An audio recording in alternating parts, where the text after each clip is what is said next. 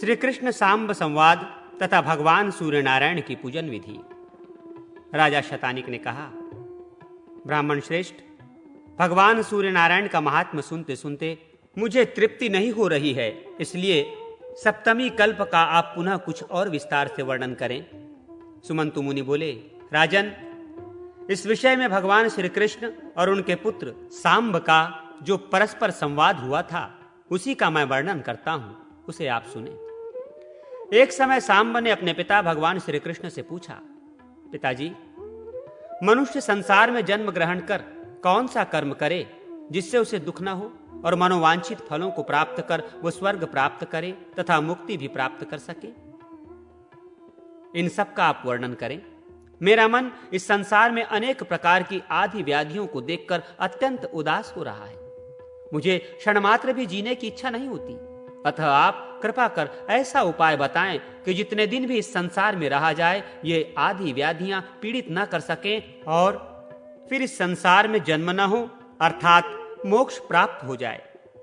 भगवान श्री कृष्ण ने कहा, वत्स, देवताओं के प्रसाद से, उनके अनुग्रह से तथा उनकी आराधना करने से यह सब कुछ प्राप्त हो सकता है। देवताओं की आराधना ही परम उपाय है।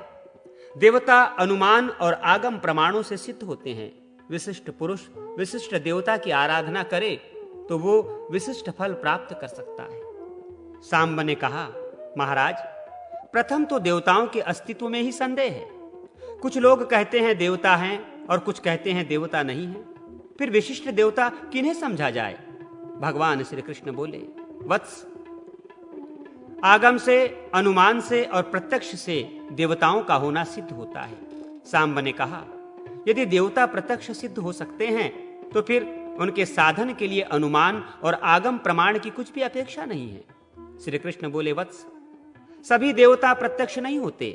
शास्त्र और अनुमान से ही हजारों देवताओं का होना सिद्ध होता है। सांब ने कहा, पिताजी, जो देवता प्रत्यक्ष हैं और विशिष्ट एवं अभिष्ट फलों को देने वाले हैं, पहले आप उन्हीं का वर्णन करें। अनंतर शास्त्र तथा अनुमान से सिद्ध होने वाले देवताओं का वर्णन करें। श्री कृष्ण ने कहा, प्रत्यक्ष देवता तो संसार के नेत्र स्वरूप भगवान सूर्य नारायण ही हैं। इनसे बढ़कर दूसरा कोई देवता नहीं है। संपूर्ण जगत इन्हीं से उत्पन्न हुआ है और अंत में इन्हीं में विलीन भी हो जाएगा। सत्य आदि युगों और काल की गणना इन्हीं से सिद्ध होती है। ग्रह, नक्षत्र, योग, करण, राशि, आदित्य, वसु, रुद्र, वायु, अग्नि, अश्विनी कुमार, इंद्र, प्रजापति, दिशाएं, भूह, भूर्वः, स्वः, ये सभी लोक और पर्वत, नदी, समुद्र, नाग तथा संपूर्ण भूतग्राम की उत्पत्ति के एकमात्र हेतु भगवान सूर्य नारायण ही हैं। यह संपूर्ण चराचर जगत इनकी ही इच्छा से उत्पन्न हुआ है, इनके ही इच्छा से स्थित है और इन्हीं की इच्छा से अपने अपने व्यवहार में प्रवृत्त होता है। इन्हीं के अनुग्रह से ये सारा संसार प्रयत्नशील दिखाई देता है। सूर्य भगवान के उदय के साथ जगत का उदय और उनके अस्त होने के साथ जगत का अस्त होता है। इनसे अधिक न कोई देवता हुआ और न कोई होगा। वेदादि शास्त्रों तथा इतिहास पुराण आदि में इनका परमात्मा, अंतरात्मा आदि शब्दों से प्रतिपादन किया गया है। ये सर्वत्र व्याप्त हैं। इनके संपूर्ण गुणों और प्रभावों का वर्णन 100 वर्षों में भी नहीं किया जा सकता। इसलिए दिवाकर, गुणाकर, सबके स्वामी, सबके सृष्टा और सबका संहार करने वाली भी यही कहे गए हैं। ये स्वयं अव्यय हैं। जो पुरुष सूर्य मंडल की रचना कर प्रातः, मध्याह्न और सायं उनकी पूजा कर उपस्थान करता है, वो परम गति को प्राप्त करता है। फिर जो प्रत्यक्ष सूर्य नारायण का भक्ति पूर्वक पूजन करता है, उसके लिए कौन सा पदार्थ दुर्लभ है?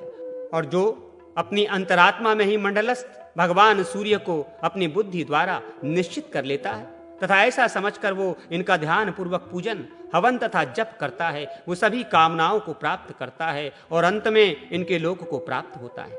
इसलिए हे पुत्र, यदि तुम संसार में सुख चाहते हो और भुक्ति तथा मुक्ति की इच्छा रखते हो तो विधि पूर्वक प्रत्यक्ष देवता भगवान सूर्य की तन्मयता से आराधना करो। इससे तुम्हें आध्यात्मिक, आधि दैविक तथा आधि भौतिक कोई भी दुख नहीं होंगे। जो सूर्य भगवान की शरण में जाते हैं उनको किसी प्रकार का भय नहीं होता और उन्हें इस लोक तथा परलोक में शाश्वत सुख प्राप्त होता है। स्वयं मैंने भगवान सूर्य की बहुत काल तक यथा विधि आराधना की है। उन्हीं की कृपा से यह दिव्य ज्ञान मुझे प्राप्त हुआ है। इससे बढ़कर मनुष्य के हित का और कोई उपाय नहीं है।